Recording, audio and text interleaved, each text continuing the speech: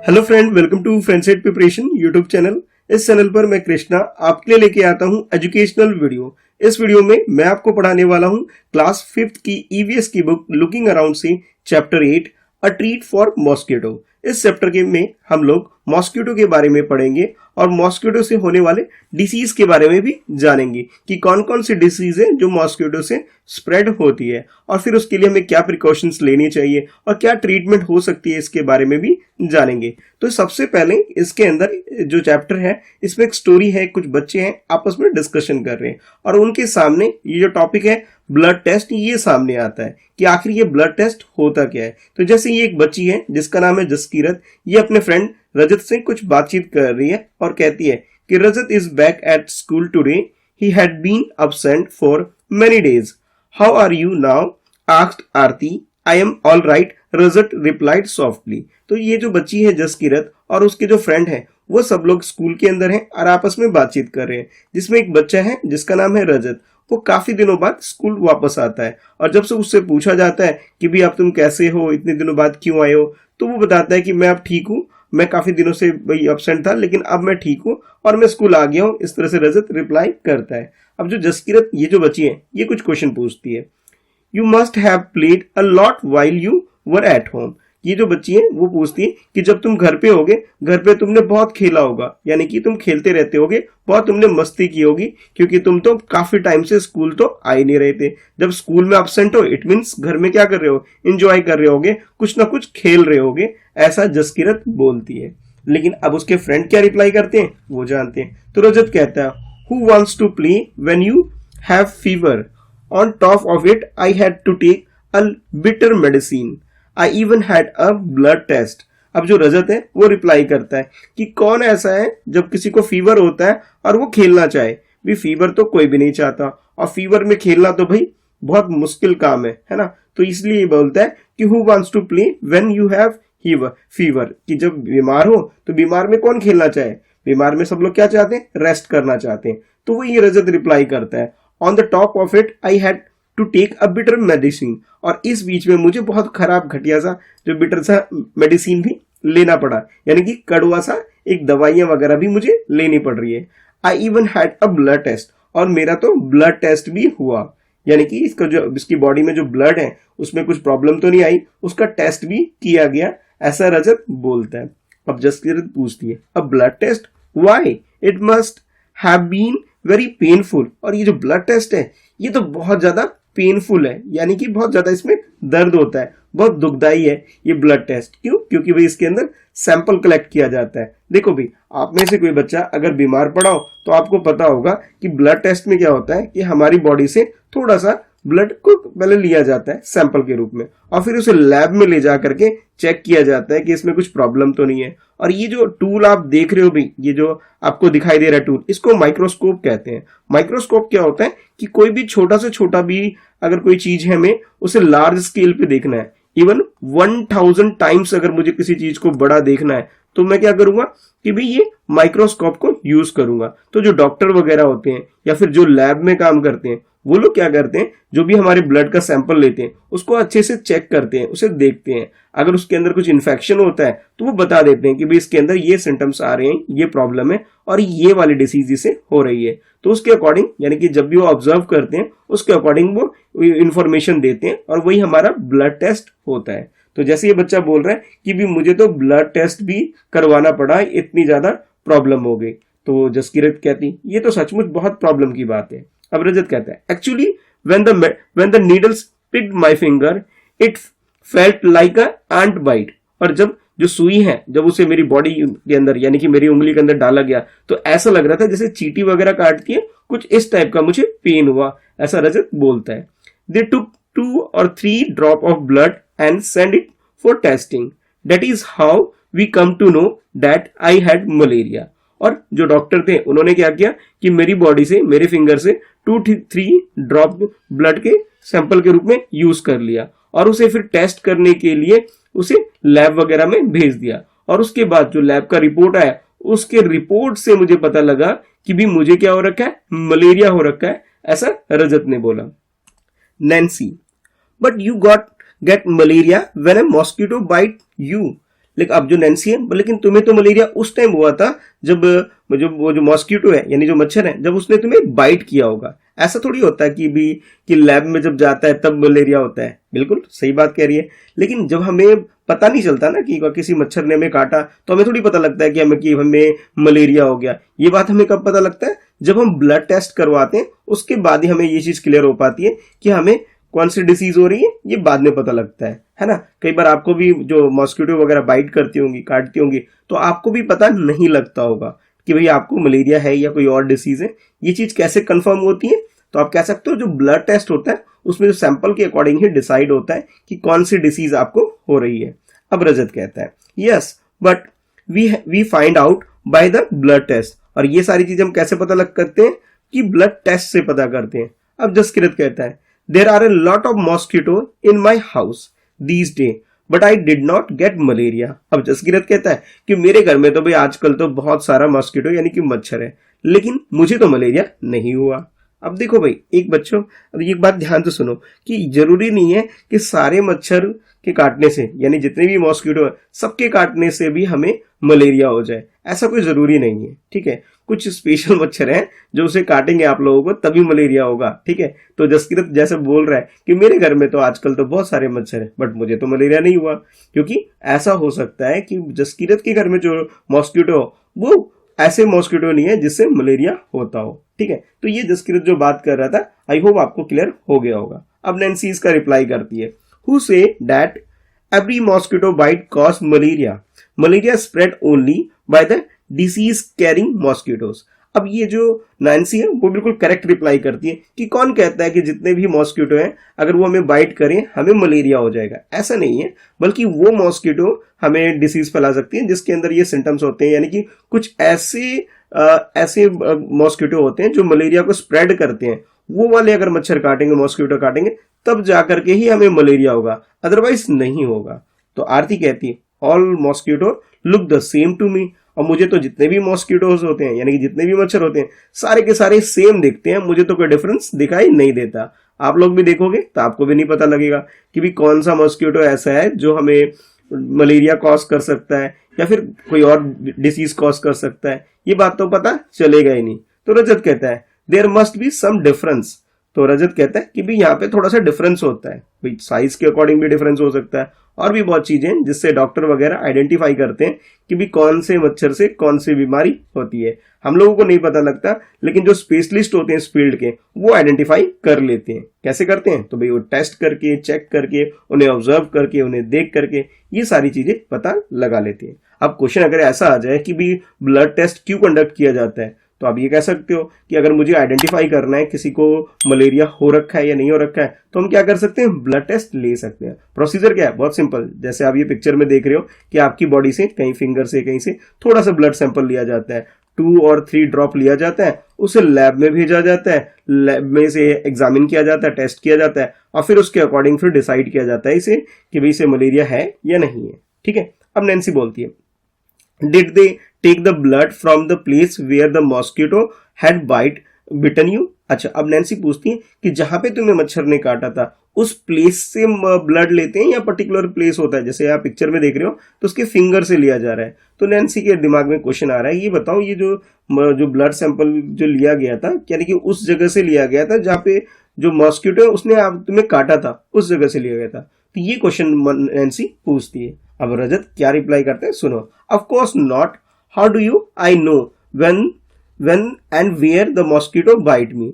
अब जो रजत है वो कहता है कि नहीं ऐसा नहीं है कि भी जहां पे काटा था वहीं, मुझे तो पता भी नहीं चला कि मॉस्किटो ने कहां पे काटा है, किस जगह पे काटा है, मुझे पता भी नहीं चला। यानी कि आपकी बॉडी में कहीं पे भी काट सकते हैं, क्योंकि जो ब्लड है हमारी बॉडी के अंदर वो पूरे बॉडी में सर्कुलेट होती है। अगर एक बार इन्फेक्शन कहीं पे भी हो गया, इट मीन समझ लो पूरी बॉडी में इन्फेक्शन हो गया। क्यों? क्योंकि ब्लड सर्कुलेट होती रहती है, पूरे बॉडी में मूवमेंट करती रहती है। इस वजह से आप ये कह सकते हो कि भी कहीं से भी बाइट करे, कहीं से भी सैंपल ले लो और फिर उसका टेस्ट करवा लो।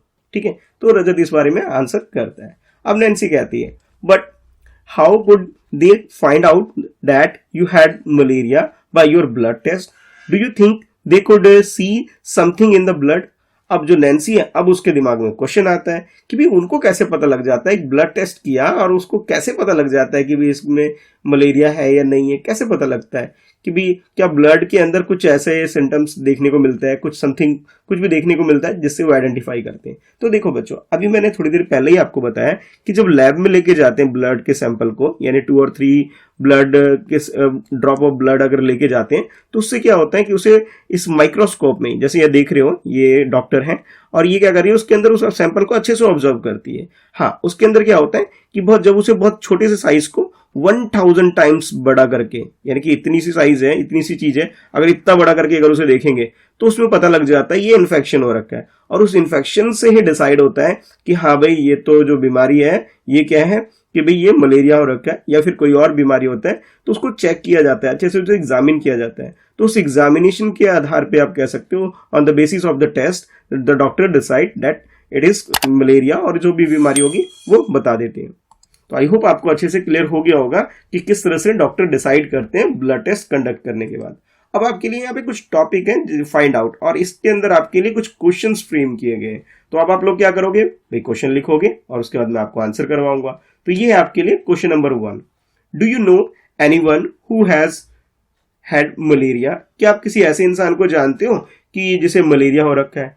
तो पहले तो आप आंसर क्या लिखोगे, यस लिखोगे, और उसके अकॉर्डिंग जिसको भी हो रखा है उस पर्सन का आपने क्या करना है, नेम लिख देना है, कि जिस किसी को आप जानते हो कि आपके फ्रेंड को, रिलेटिव को, किसी को भी अगर मलेरिया हो रखा है उसका नाम लिखोगे। ठीक है, मतलब मलेरिया हो रखा है मतलब एट प्रेजेंट नहीं, पहले भी हो रखा है उसका नाम भी लिख सकते हो, या फिर खुद आपका भी हो रखा है तो अपने बारे में भी लिख सकते हो। सपोज भी आपको ही हो रखा है, मान लेते हैं, कभी आज नहीं पहले कभी हो रखा है, तो उसके अकॉर्डिंग आप आंसर लिख सकते हो, yes malaria had once attack me, कि एक बार मुझे भी मलेरिया जो डिसीज है ये हो गई थी भाई, इसने मेरे ऊपर अटैक कर दिया था, ऐसा आप लिख सकते हो। अब मैंने यहाँ पे मी लिखा है यानी कि मुझे हुआ था, आप चाहो तो इसकी जगह किसी पर्सन का नाम भी लिख सकते हो कि अटैक माई फ्रेंड, अगर आपके फ्रेंड को रखा है तो आप लिख सकते हो my friend.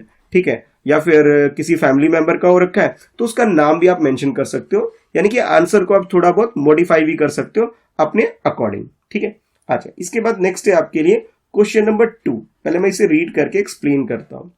How did they find out that they had malaria, कि भी कैसे पता लगा कि भी उनको कि मलेरिया हो रखा है, यानी कि जिसको भी मलेरिया हुआ, सपोज आप ही को हो रखा है मलेरिया भाई, पहले कभी कैसे आपको पता लगा कि भी आपको मलेरिया हो रखा है? मतलब जरूरी थोड़ी है कि भी हमें पता अपने आप लग जाए कि मुझे मलेरिया हो रखा है।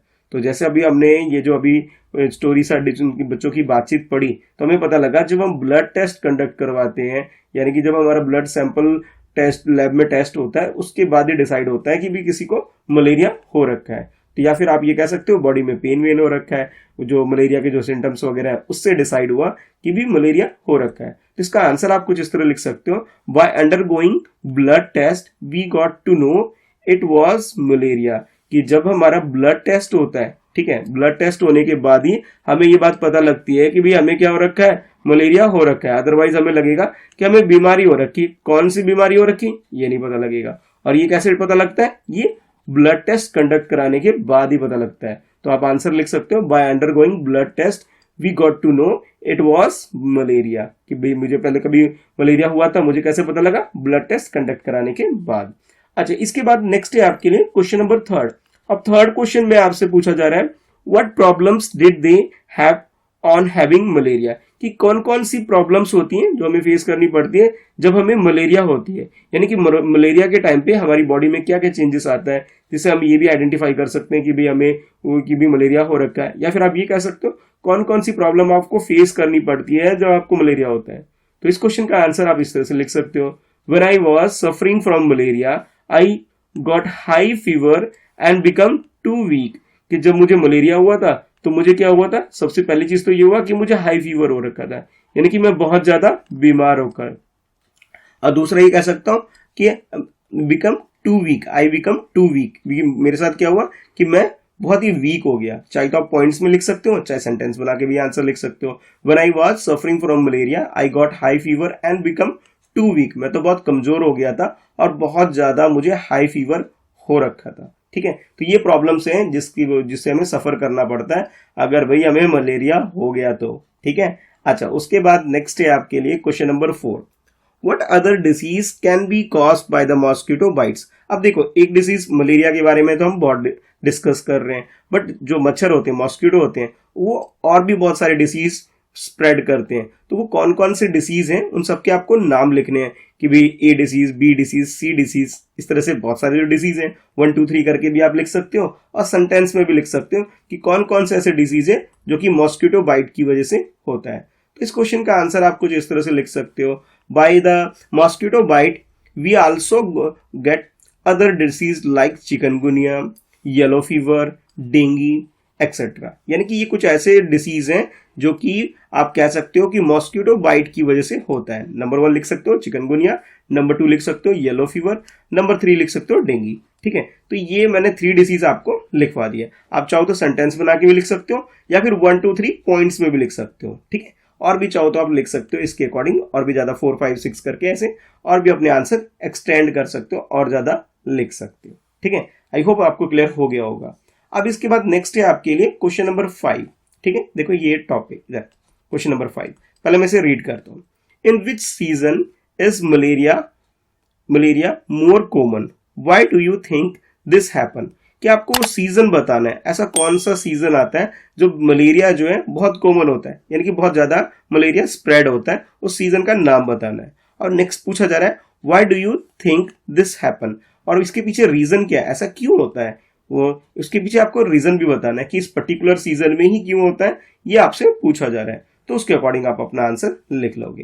तो जैसे पहले तो आप क्वेश्चन लिख लोगे, और लिखने के बाद आंसर आप लिख सकते हो कि malaria is seen more commonly during rainy season. कि जो मलेरिया की अगर बात करें, जब रेनी सीजन होता है, यानी कि जो बारिश का टाइम होता है, उस टाइम सबसे ज्यादा मलेरिया होने के चांसेस होता है, because that is their breeding time for mosquito. और यही टाइम होता है कि जब मॉस्किटो वगैरह वो ब्रीड करते हैं, यानी कि वो फैलना स्टार्ट होते हैं। यानी कि आपने देखा होगा जब बारिश वगैरह होता है, पानी वगैरह भरा रहता है कहीं पे भी, तो मच्छर वगैरह बहुत ज्यादा होने लग जाते हैं, और यही बेस्ट टाइम होता है मलेरिया स्प्रेड होने का। तो जब भी बारिश वगैरह आए तो अपने आप को प्रोटेक्ट करके रखना भाई। ठीक है, अब आपको पता लग गया है कि भाई रेनी सीजन में मलेरिया स्प्रेड होता है, सबसे कॉमन टाइम होता है, तो रेनी सीजन में अपने आप को प्रोटेक्ट करना है ताकि मलेरिया जैसी बीमारी आपको ना हो जाए। ठीक है, तो क्वेश्चन नंबर 5 का आंसर आप इस तरह से लिख सकते हो। इसके बाद नेक्स्ट है आपके लिए question number 6। What do you do in your house to protect yourself from mosquito. कि मॉस्किटो से, आप मच्छर से अपने आप को प्रोटेक्ट करने के लिए अपने घर पे आप क्या क्या प्रिकॉशंस लोगे, उसके बारे में क्वेश्चन आपसे पूछा जा रहा है। तो अपने आप को प्रोटेक्ट करने के लिए आप जो भी करोगे स्टेप बाय स्टेप 1 2 3 पॉइंट्स में आप लिख सकते हो आंसर। उसके बाद नेक्स्ट इसी क्वेश्चन में फर्दर पूछा जा रहा है, also find out from your friends about what they do. कि आपको अपने बारे में भी बताना है कि किस तरह से आप अपने आप को प्रोटेक्ट करोगे मॉस्किटो बाइट से, और इसके अलावा जो आपका जो फ्रेंड है वो क्या करता है अपने आप को प्रोटेक्ट करने के लिए, वो भी बताना है। यानी कि अपना आंसर भी लिखना है और अपने फ्रेंड का आंसर पूछ के भी लिखना है। ठीक है, सपोज कर लो भाई मैं तो पहले अपना आंसर लिखूंगा, ठीक है, उसके बाद जो आप आंसर बताओगे वो लिखवा दूंगा।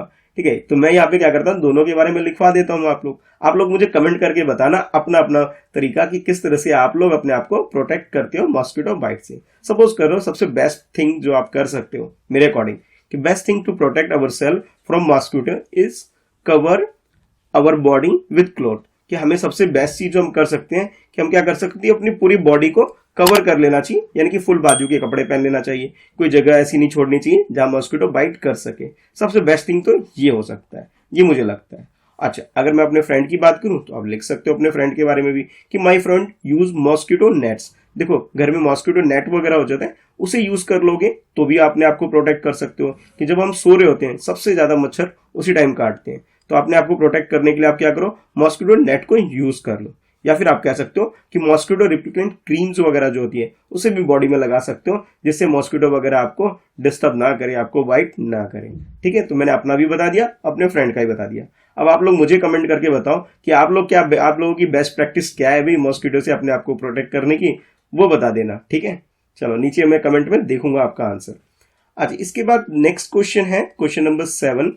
देखो ये पहले, उससे पहले आपको एक रिपोर्ट गिवन है कि भी यहाँ पे एक रिपोर्ट गिवन है कि सेंट्रल गवर्नमेंट हेल्थ स्कीम, और उसके बाद किसी का नाम है, जैसे रजत का नाम है, उसकी एज गिवन है, मेल है, ठीक है, डेट गिवन है कि किस डेट की रिपोर्ट है, और उसके बाद जो डायग्नोसिस जो हुआ है उसके बारे में मेंशन किया, फीवर विद चिल्स एंड रिगोर्स, तो ये जो डायग्नोसिस हुआ है वो बताया गया। उसके अलावा एक बात और मेंशन की गई इसमें कि malaria pesticide found in blood sample, कि ब्लड सैंपल के अंदर इसमें मलेरिया के सिम्टम्स वगैरह पाए गए हैं। तो ये सारी इंफॉर्मेशन इस रिपोर्ट के अंदर है। अब क्वेश्चन आपके लिए ये है, look at the report of the blood test given here, which words in the report help us to know that the person has malaria।